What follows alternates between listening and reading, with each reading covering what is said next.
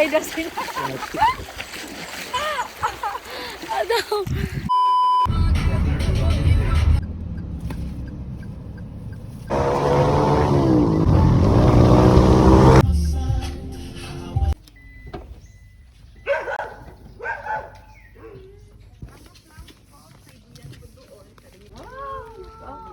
Diyan, may duyan dyan. I'm not be here. So, para siyang maalas Siargao vibes. So, ayan, sorry kung haggard ang ating face. So, dito pwede kayo magluto. So, advisable dito magdala kayo ng pagkain. And, hindi kami nakadala. Bisita lang kasi kami dito. So, they were going to ask first if they can offer food kasi wala pa kaming breakfast. And super nice kasi private nga siya. So, avail lang tayo. Grabe, ang sarap sa feeling maka-avail ng mga ganito, guys. And very tahimik. Look at the view. Wala pa siyang low tide siya, but I think doon medyo, okay doon. Pero, we need to eat first. Ayan. So, let's take a tour. Wow. So, I'm with my husband and my daughter and friends. Ayan. Hi! Mga walang tulog kasi nag-party pa sila kagabi. Kami din walang tulog. Ayan. O, diba?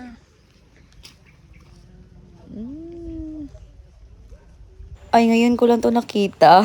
Na-videoan pala ako while natutulog. Ay, hindi pa naka-off ang aking phone. Hindi nakikonnect ng data si Habi sa akin. O, di ba kuripot? Dapat isa lang sa amin ang may load pang data, ganun. Hindi pa kami naka-breakfast, guys. O, dito na kami kumain. Dahil wala kami nalang pagkain na lulutuin dito. So mamaya lalabas kami. Maghahanap-hanap kami ng restaurant in here in Samal. And mamalengke siguro kami or kakain kami ng resto. Depende na. Ang lakas ng hangin. Grabe, ang lamig ng hangin. Perfect na perfect. Ayan, tapos na kaming kumain at ngayon gagala-gala kami dito sa Samal Charis.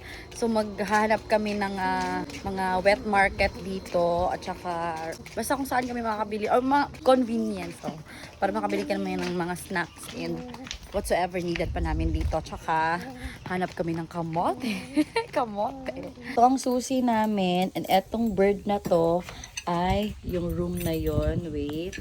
Ayan. Kung nakikita nyo, I forgot the name of the bird. Basta yon. Yun siya. O, diba? Perfect! So, this is our room.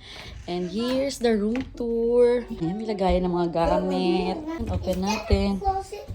Mommy, like closets. Wow, ang cute. Oh, good for 5. Pang 5 si Macy. Aircon na din yan. Yung CR.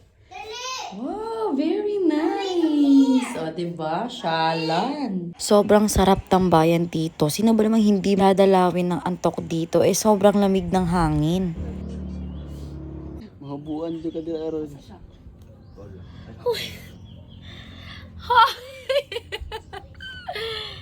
Diba? Strap ng ano ko. Pumasok. Uy, wait lang. Paladong daw. Sibog ka sibog ka. Nagkabilat-bilat ako dong. Hala. Ayun. Uy. Wow, high tide na siya ng mga gantong oras. Barbie andito nagluluto. Yung chef ko, chef. Ayun. Love you. My chef is now working in the kitchen. So, dito sa kitchen nila, guys, kanya-kanya na tayo dito. Ng hugas, ng luto, depende sa inyo. So, kaya kanina na malengke kami ng mga lulutuin. Para hindi na kami lalabas mamaya. O, parang Siargao lang talaga. Siargao feels. Tapos, naka-high tide na siya ngayon at this hour, mga alas 4. So, maganda na siya maligo. Char, marunong lumangoy yarn. Hello! Ayan. Kumakain na kami ng advanced dinner kasi high tide na and may isang batang reklamador ng ulam dito, nagmana sa mami. And meron kaming kamote, supposedly may pagbibigyan kami nito kasi hindi siya makakarating. Anyways, we're going to eat na. Doon ng tubig, guys, oh. High tide na. Yan, naliligo na sila. Takot.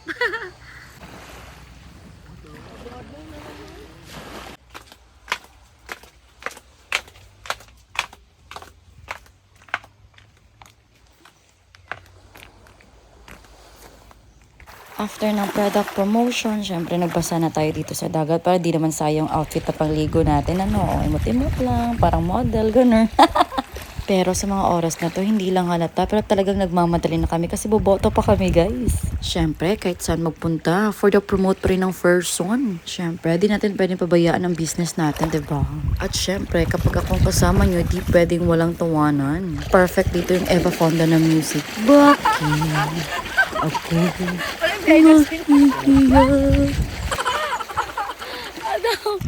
At dahil tapos na tayo for the pack-up ng person, hindi na ako nag-rinse after here. And yes, ganyan lang yung suot ko. Tapos diretso na kami nag-breakfast. Naganap kami ng karinderya sa Samal. Tapos sa bahay na ako nag-quick bath. Actually, gusto ko sana ganyan yung outfit ko, boboto, charis. Joke lang. Syempre, change mood tayo. Nagboto ako ng nakapanglalaki na outfit. Ganun lang. Kung gusto nyong pumuti, mag-check out na!